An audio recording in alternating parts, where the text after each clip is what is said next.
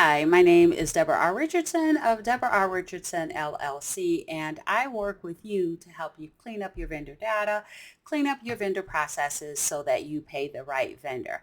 Now, this week's Vendor Master File tip of the week is one sign that a bank change request via email is fraudulent. And the reason that I came up with this is because generative AI, ChatGPT, and more importantly, malicious ChatGPT versions like Fraud GPT and Worm GPT are available to the fraudsters. So now you can't rely on poor grammar because they have help to make that email look more legitimate because it doesn't have poor grammar. And so now we need to look at other signs. And here's one sign that a bank change request via email is fraudulent. And that is when the change of banking is just before a big payment. And why is that? Well, fraudsters have been so successful either at phishing and getting your vendor's credentials to get into their inbox that way, or just buying them on the deep web, the user credentials, and then they are getting into the vendor's email. And what they do when they're there, the smarter fraudsters, right, will just sit there, lurk around, and see when that next big payment is.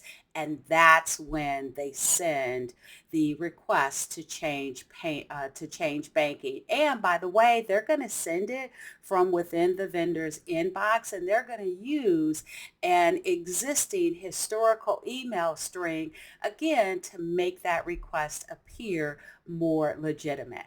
So what can you do? Well, I've already done a vendor master file tip of the week to mitigate that, and that is authentication. And that's where you require the fraudster or the vendor to answer 2 to 3 identifying questions. And yes, you can do that via email as well.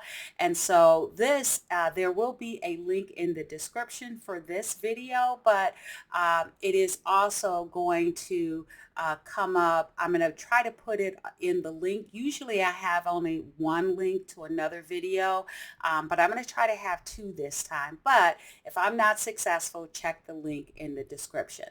And by the way, this is just one of 4 signs that an email may be fraudulent email is received, or that you received a fraudulent email. And so I did a podcast, episode 294, and so that is going to come up right after this video, and hopefully again I can put in 2.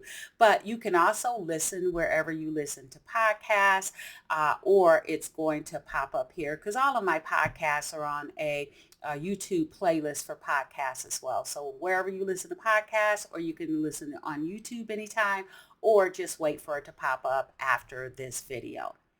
All right, so that's it. If you like more information on how to improve your vendor process, please go to my website at debrarrichardson.com for free tools and resources to avoid fraud, fines, and bad vendor data.